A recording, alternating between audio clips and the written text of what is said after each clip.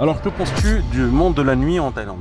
Le monde de la nuit, il est, c'est en fonction de toi, ton budget, tes envies, tes limites, parce que je crois qu'ici tout est vraiment possible. Parce que ici la principale tentation la nuit, ça va être les filles, tout simplement. C'est super facile, elles viennent vers toi, tu comprends très vite qu'elles sont intéressées, déjà on va te faire consommer un petit peu au bar, tout ça. Alors c'est légal? A priori ouais, ça y est, c'est parti pour le business. Ah ouais? Ah, tu vas ouvrir un business ici? Il y a des choses à étudier avant de se lancer, pour pas faire n'importe quoi. Alors c'est quoi qui est légal en fait? A priori c'est que le CBD ici, pas le THC. Tu peux expliquer la différence? Alors en fait ce qu'ils ont légalisé a priori c'est justement le cannabis thérapeutique, donc que le CBD. C'est ce qui est censé te soulager, je sais pas si tu as des maux de tête, des problèmes aux articulations, des problèmes avec la vue par exemple. Alors que le THC c'est justement la molécule que lorsque tu fumes et qui te fait décoller jusqu'à la lune. Et du coup qu'est-ce qu'ils vendent ici? Ils vendent du THC ou du CBD? Bah écoute, je suis un peu à ma grande surprise, là je viens de voir aussi des petits pots là d'herbes justement qui contiennent du THC. Donc là, a priori, tout ce qui est ici pour moi ce sont des choses que si tu fumes, tu risques de t'envoler avec ça. Après, ils vendent des produits dérivés, des sprays d'huile de cannabis au CBD à utiliser, je sais pas moi, en spray sur la langue ou sur un morceau de sucre. Ils doivent vendre de quoi faire du thé aussi également. Ah bon, tu peux voir ça? Par ici, ouais, je pense. Alors ici, là, on a un spray. Celui-ci, je vois pas trop à quoi ça pourrait correspondre, mais c'est peut-être juste quelque chose je sais pas moi, pour les articulations. Je pense que ici, après, là, on a des choses qui doivent être pour faire du thé par exemple, tu vois, ce genre de truc. Donc voilà, il y en a pour tous les goûts quoi. Mais je crois qu'il y a une confusion aussi même d'un point de vue local, parce que si c'est que le CBD qui est autorisé, là les vendeurs ils te vendent de quoi te faire décoller comme à Amsterdam en fait. Ah ouais, à ce moment-là, ouais. Tu crois qu'ils ont fait ça pour booster le tourisme ou pas? Alors là, aucune idée, je sais pas du tout c'est quoi la politique et le but de tout ça, mais bon écoute, de toute façon si c'est une manière pour eux aussi de rapporter de l'argent, bah écoute, voilà quoi. Après Covid, il faut bien essayer de se recycler, de se renouveler. Je sais pas si c'est une bonne idée, une mauvaise idée, mais voilà, à voir.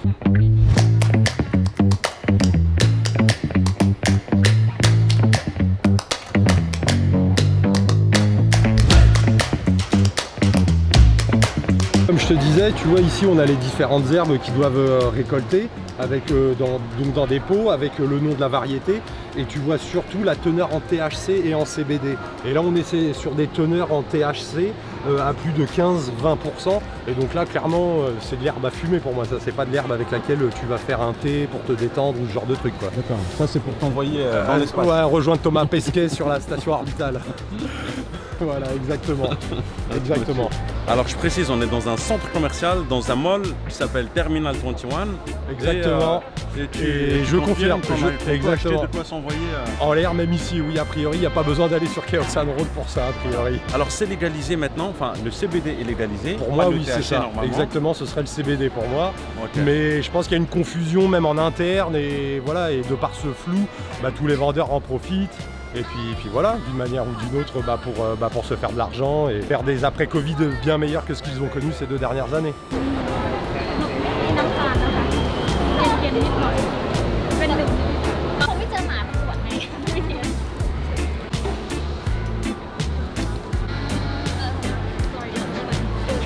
Et là, la plante à côté de toi, c'est aussi du cannabis? Non, non, je crois pas du tout. Ça, à mon avis, si tu le fumes, tu brûles tes poumons tout de suite. Non, non, c'est pas du cannabis, c'est sûr et certain, ça, pas de problème là-dessus. Mais évitez de la fumer quand même, hein, quoi qu'il arrive. Alors, j'ai pas d'avis pour ou contre la légalisation. Je sais pas si c'est une bonne chose ou pas. Bon, en tous les cas, comme c'est un phénomène nouveau, voilà, ça sent un petit peu partout. Il y a des shops, il y a des stands un peu partout dans Bangkok maintenant. Je ne sais pas quel est le réel but, si c'est d'attirer une nouvelle clientèle ici en Thaïlande, augmenter le tourisme. Dans tous les cas, je pense que ça peut faire fuir des familles si ça sent beaucoup et si ce n'est pas correctement régulé. Donc il faut peut-être s'attendre dans les prochains mois à des régulations un peu plus importantes. Entre parenthèses, hein, j'adore ton t-shirt. Représente. C'est la vie, 7-Eleven.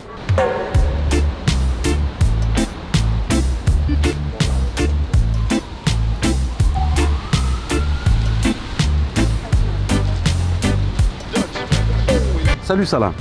Salut Sabri, bonjour les abonnés. Ça va Idi Mai? Ça va Idi. Ça va Idi Mai? Super ton touriste 7-Eleven. Le souvenir de la Thaïlande, c'est ça? 7-Eleven, c'est la vie. D'accord, hein, c'est bien ça, c'est le slogan. Merci, tu fais honneur à la chaîne. Représente.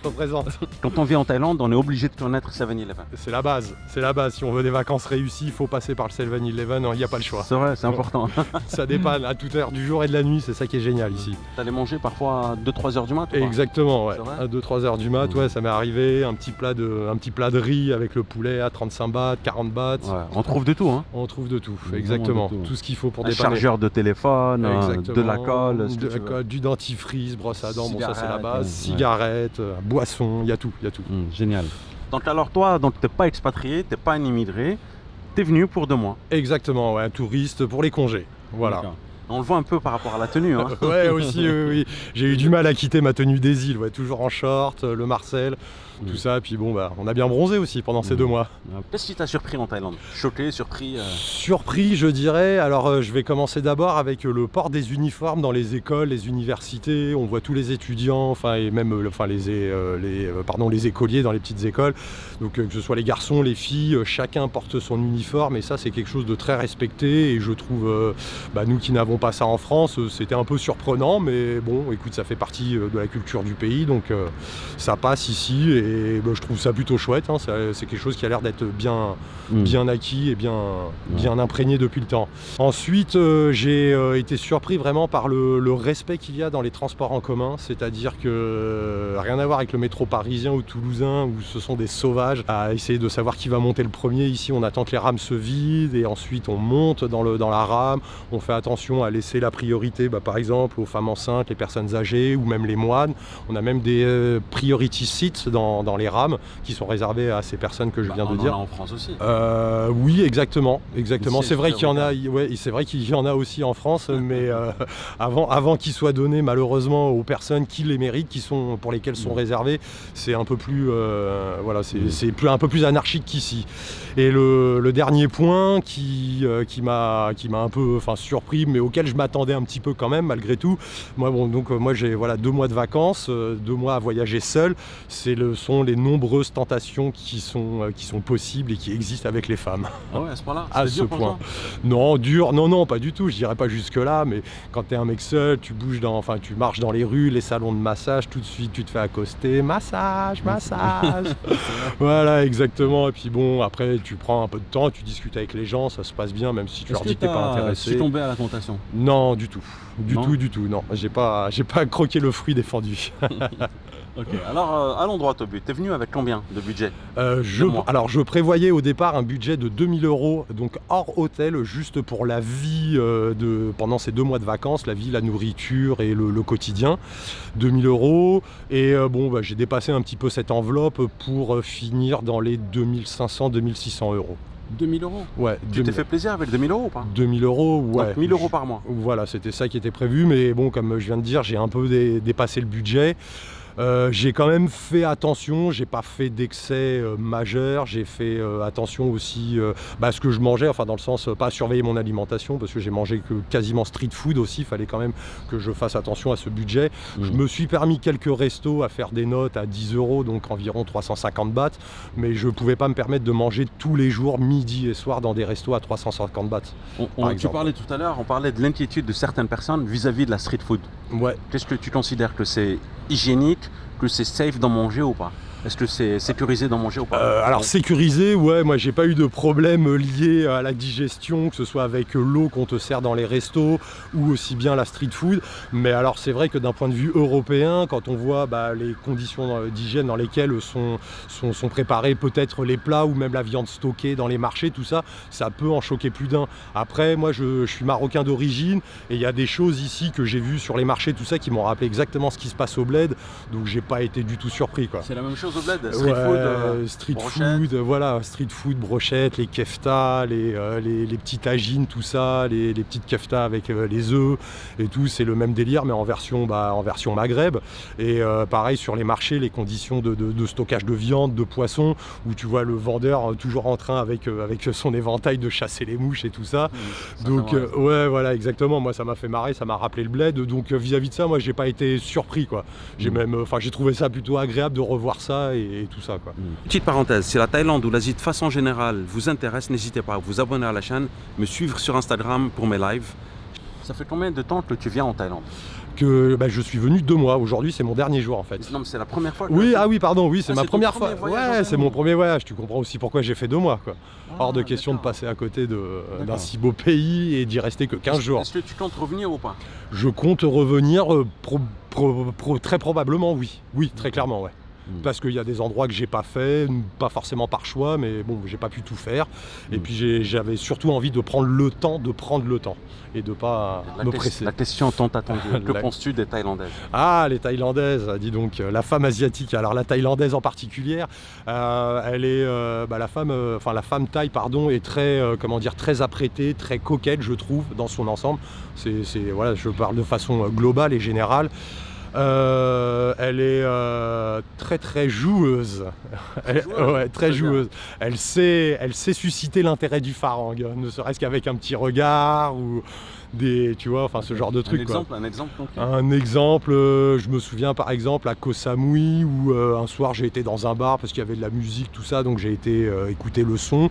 Donc soirée rock, tout ça, je prends une bière, une deuxième, et puis là un groupe de filles qui commence, qui étaient installées déjà, et il y en a une qui a, je sentais ses regards très insistants, et bon voilà, j'ai commencé à regarder, on a joué un petit peu du regard, puis j'ai fini par les rejoindre, discuter avec elles, tout ça un petit peu, un petit moment sympa, j'ai payé une bière, tranquille, et puis bon, il s'avérait que un petit peu après, les autres copines de cette fille ont commencé à proposer les services de sa copine, moyennant 1500 bahts, et là j'aurais dit non, c'est bon les filles, calmez-vous, je vous repaye une deuxième bière si vous voulez, mais ça va aller.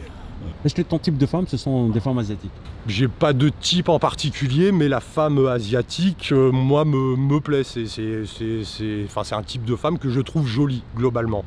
Donc je suis pas fermé à l'idée de... si j'avais pu rencontrer une locale, ou un jour, si je dois revenir, ou je sais pas ce que ma vie me réservera dans le futur, peut-être une expatriation plus tard, ou je sais pas. Mais si je dois faire ma vie ici, par exemple, et que je dois rencontrer une Thaï, c'est pas quelque chose qui me poserait problème. Enfin, une Thaï, une vraie, pas un ladyboy. Ouais. Pourquoi pas? On ne juge pas.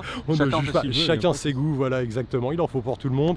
Mais moi, pour moi, ce sera une femme, une vraie. Que penses-tu des clichés liés à la Thaïlande?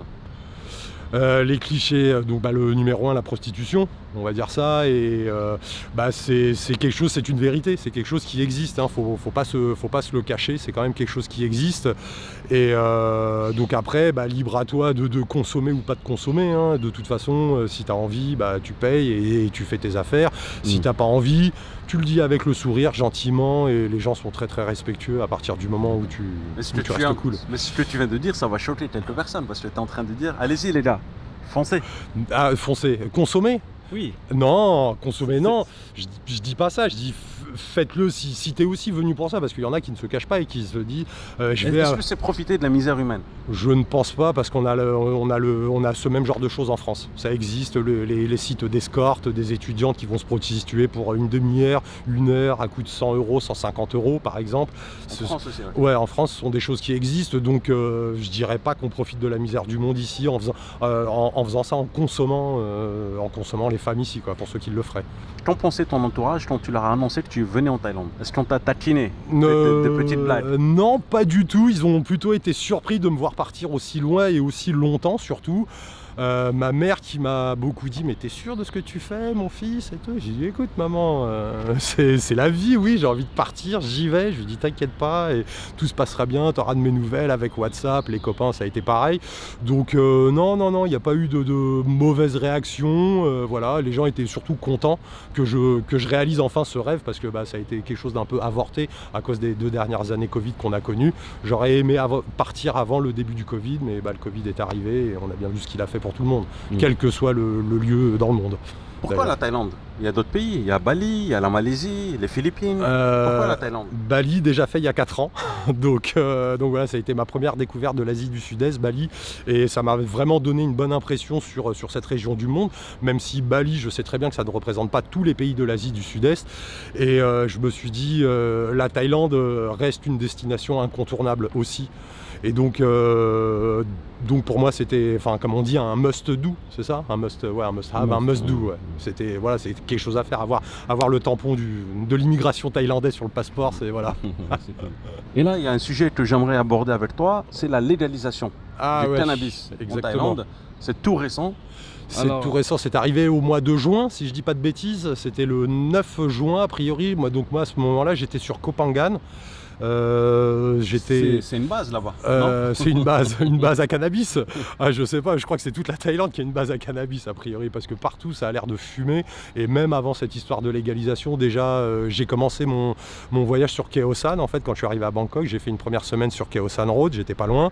Et Khao San Road, c'est la rue réputée pour voilà, pour la teuf, enfin surtout les backpackers. Donc c'est surtout cette image que ça a. Hein. Khao San, c'est la rue des backpackers et des petits budgets, a priori, et déjà même là, que ce soit les tuk-tuk drivers ou les taxis, you want weed, tout le monde te propose à tout va. Donc, weed, marijuana, ouais, l'herbe.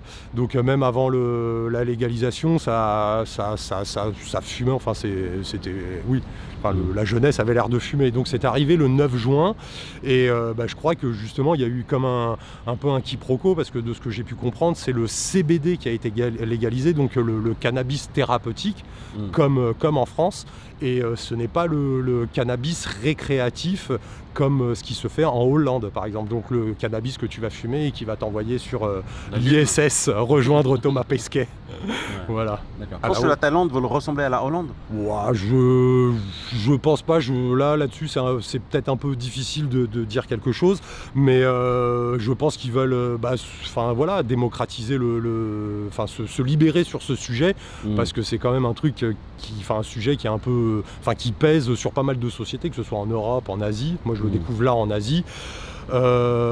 Si ça leur permet à eux de développer des activités complémentaires, de refaire de l'argent, de récupérer tout ce qui a été perdu depuis le Covid et tout.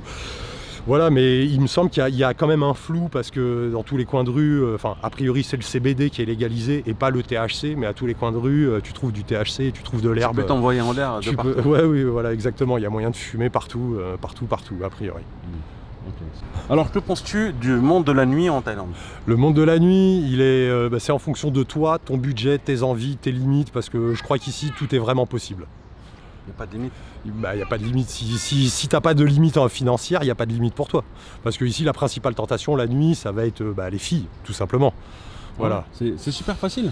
C'est super facile, elles viennent vers toi, tu comprends très vite qu'elles sont intéressées, déjà on va te faire consommer un petit peu au bar, tout ça, et puis après arrive le moment, je viens. T'as pas de pépin toi pour payer des bières là? Hein? Si des nanas te demandent de payer un verre. Tu payes un verre, 2 verres, voilà, mais après quand tu sais que tu vas pas donner suite, ce qui a été mon cas, moi j'ai pas répondu favorablement aux sollicitations qu'elles ont pu me faire, toutes ces femmes de la nuit, et donc après tu dis gentiment, et puis tu expliques, regarde on a bu un verre, 2 verres ensemble, merci. C'est plus pour discuter, rigoler. Ouais, voilà, et puis bon, après tu comme tu sais, tu rentres dans le jeu aussi, donc tu payes une bière ou 2, ça leur fait plaisir, elles aussi, et puis voilà, tout le monde a passé un bon moment, et puis l'essentiel c'est que tout se passe dans le respect, avec le sourire et avec gentillesse. Alors quel est ton petit péché mignon aussi en Thaïlande toi? Mon petit péché mignon. Donc voilà, tu dis que c'est pas les nanas, alors c'est quoi? Qu'est-ce que t'aimes? Qu'est-ce que j'ai aimé? La nourriture. Moi je me suis gavé de street food, de samtam pet, bien épicé, parce que moi j'arrive à supporter alors peut-être pas autant que les locaux quand même, j'ai cru comprendre que manger très très épicé, mais moi je me suis régalé avec la nourriture, la street food, et puis après voilà, tous les gens que j'ai pu rencontrer, que ce soit des locaux, d'autres voyageurs. Chauffeurs de tuk-tuk qui sont bien barrés aussi, hein. T'en as certains, c'est des pilotes de Formule 1. Quelle est leur phrase préférée? C'était quoi? Boom boom boom boom, you want ladies, my friend, come, massage, look, choose. Est-ce que tu les trouves sympathiques ou est-ce que tu les trouves trop oppressants? Non, ils sont oppressants, non, parce que ça fait partie, ils sont là pour gagner leur vie aussi, donc ils te proposent aussi bien leur service de transport en taxi ou en tuk-tuk. Après, ouais, moi, comme ils me voyaient seul à chaque fois, quand ils t'es tout seul, ouais, je suis tout seul, hey, boum boum boum boum. Tu leur dis non une fois ou deux, enfin voilà, ils comprennent et ils rigolent et ça se passe très bien. Non, il n'y a pas de pression. Boum boum pour les gens qui savent pas. Ceux qui connaissent la Thaïlande, ils savent. Mais... Ouais, ceux qui connaissent la Thaïlande, ils savent, et ceux qui connaissent pas, boum boum. Hein, je crois que c'est facile à deviner. Hein. Maintenant, on va parler d'un autre truc, c'est les arnaques. Est-ce que tu trouves qu'il y a beaucoup d'arnaques ou pas? Il faut faire attention, ouais. Il faut faire attention parce que je pense que sur pas mal d'endroits, tu sais, par exemple, la double tarification, enfin, alors des prix qui sont pas affichés, mais en fonction de ta tête. C'est pas une arnaque, ça. C'est pas de l'arnaque. Alors... Une double tarification, c'est. Ouais, non, mais sur un fonctionnement ici en Thaïlande. Ah oui, alors sur des prix affichés, oui, il y a des endroits, par exemple, j'ai été dans des salons de massage, mais de vrais massages. Hein, tu parles de l'état, d'accord. Le prix Farang et le prix local, par exemple. Mais après. Ça t'a surpris un petit peu. Ouais, ça aussi, oui. Une carte Farang écrite en anglais avec les chiffres en arabe pour qu'on puisse comprendre, et la carte locale écrite en thaï avec les chiffres en thaï. Comme ça, impossible pour les Farang de comprendre. Un prix d'entrée pour des locaux, voilà. Et un prix pour les occidentaux beaucoup plus cher. Voilà, beaucoup plus cher ou un petit peu plus, ça dépend, mais ouais, double tarification. Ou comme par exemple des entrées dans des parcs nationaux, des fois qui sont gratuits ou à 20-30 bahts pour un local, et pour l'étranger, on va être sur du 100 bahts, 150 bahts, ou 200 bahts, ou 300 bahts, ou ce genre de choses. Est-ce que c'est un truc qui te choque, ça? Qui m'a surpris. Voilà, je vais peut-être pas dire choqué, mais surpris, ouais, parce que c'est pas quelque chose que nous on connaît en France. Donc, mais après, bah voilà, c'est quelque chose aussi. Est-ce que tu sais que ça se pratique aussi en Égypte, par exemple, dans d'autres pays? Non, ça non, par exemple. À la Thaïlande. Non, ça j'avais pas connaissance. D'accord. Ça se fait ailleurs dans le monde aussi et pas forcément que en Asie. Donc il y en a qui comprennent et d'autres qui comprennent un peu moins cet aspect. D'accord. Voilà, c'est les pratiques qu'ils font dans le pays, donc faut respecter. Et puis bah si t'as pas envie, bah tu fais demi-tour et tu payes pas et puis c'est tout quoi. Mais si tu travailles ici et que tu as un permis de travail, parfois on peut te laisser, voilà. D'accord. Tu leur fais comprendre que tu es un résident, que tu habites ici, etc. Ok. Et on te laisse tranquillement. Et on te considère comme un local. On te considère comme un local. Même si tu as une tête de Farang. C'est ça. Ouais. Alors comment ça se passe la négociation ici? La négociation ici, bah faut pas hésiter, que ce soit les tuk-tuk, surtout les tuk-tuk, parce que si tu prends un taxi Meter, dès que tu montes dans le taxi, tu lui précises Meter, il met son compteur, bon bah là tu sais ce que tu vas payer, terminé, là il n'y a pas de négociation possible. Tu peux par exemple, ce que moi voilà j'ai fait en suivant aussi bien tes conseils que d'autres groupes sur des réseaux sociaux comme Facebook par exemple, utiliser les applications de déplacement qui fonctionnent bien ici, et moi j'ai utilisé Grab. Grab, ça te permet de commander ta course, c'est le Uber local en fait, et ça te permet d'avoir une idée de prix. Donc quand tu vas négocier avec le tuk-tuk, bah, tu vas pas forcément te baser sur le prix Grab qui est quand même, je pense, au minimum, mais voilà, quand le tuk-tuk pour une course à, je sais pas, on va dire à 70 bahts sur Grab, il t'en demande 300, tu lui dis non, c'est bon, c'est pas possible, vas-y, voilà, 100 bahts pour la course, ça va très bien, ou 120 bahts, et voilà. Une chance que tu négocies pas ici, tu sais. La bouffe, la nourriture, jamais de la vie, et ça je l'ai absolument pas fait parce que c'est déjà, moi j'ai trouvé déjà tellement peu cher de se nourrir ici là, avec la street food. Que si tu commençais à négocier encore en place 50 bahts, à essayer de l'avoir à 40, enfin les pauvres, ils vivent comment après les locaux si tu fais que de négocier, de tout ramener au rabais. Donc non, la nourriture, jamais. Tu l'as acheté combien le t-shirt? Lui, je l'ai payé 100 bahts et c'était à Koh Lanta. J'ai un truc pour toi. Ouais. Ah, merci Sabri, qu'est-ce que c'est? 7-Eleven, c'est la vie. Ah, mais celui-ci, en plus de ça, il est customisé. Ouais, c'est ta taille ou pas? C'est XL. Ouais, c'est XL. Attends, je vais l'enfiler là vite fait. On va voir ça. Je pense que c'est la bonne taille. Excellent. En plus, hein? Ouais, exactement. 23 heures décollage. Voilà, les amis. T'en as un deux comme ça. Exactement. Et ça tombe très bien parce que tout ce que j'ai acheté c'était des débardeurs, j'ai pas acheté un seul t-shirt. Donc là c'est parfait, tu vois, celui-ci je pourrais même l'avoir en hiver, souvenir de Thaïlande avec. Tu trouves qu'il y a beaucoup plus d'hommes que de femmes qui viennent en Thaïlande? Est-ce que tu penses que c'est une destination où on peut venir en famille, en couple? Ouais, carrément.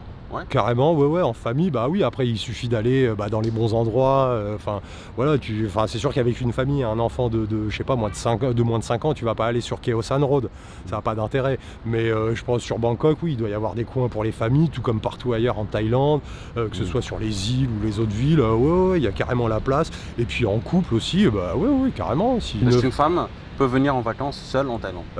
Ouais, carrément, et j'en ai même rencontré deux Françaises et puis après quelques étrangères qui se faisaient des étapes ici en Thaïlande avant d'aller au Laos ou au Vietnam ou au Cambodge, qui se faisaient un road trip sur quelques pays, ou certaines, même une là qui était restée que sur la Thaïlande, comme moi j'ai fait pendant 2 mois. Donc non, même une femme seule ici peut venir. Peut-être qu'elle... je suis même pas sûr, même d'un point de vue sécurité, homme ou femme, pour moi, je pense qu'on est logé à la même enseigne ici. Le pays, j'ai trouvé ça très très safe pendant ces 2 mois. Alors après, voilà, moi, j'ai pas été à Phuket, j'ai pas été à Pattaya aussi, qui sont peut-être des destinations un peu plus sulfureuses et victimes de leur réputation. Voilà, ces deux coins, ces deux endroits, je les ai pas faits, mais partout où je suis passé, clairement, je me suis senti en sécurité et pas du tout en danger, quoi. C'est ta première fois en Thaïlande, mais moi, et pas la dernière. Et pas la dernière, j'en suis sûr. Ouais, et pas la dernière, non, exactement. Faudra déjà bien revenir te revoir de toute façon, et puis aller explorer les autres endroits de la Thaïlande que j'ai pas fait, comme je disais par exemple Phuket et Pattaya, mais revenir aux bonnes saisons et par exemple aller en Isan, la province de l'Isan, j'y suis pas allé.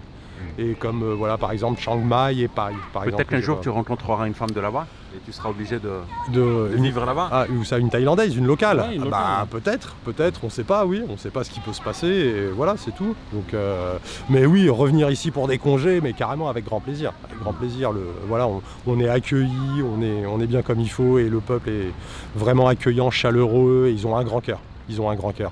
Je vous mets 2 autres vidéos que vous pouvez apprécier. N'hésitez pas à vous abonner à la chaîne, à me suivre sur Instagram. Merci beaucoup Salah pour ton partage d'expérience. Merci Sabri, merci les abonnés et bonne journée à tous. À bientôt. Prenez soin de vous et je vous dis à très bientôt. Ciao, ciao.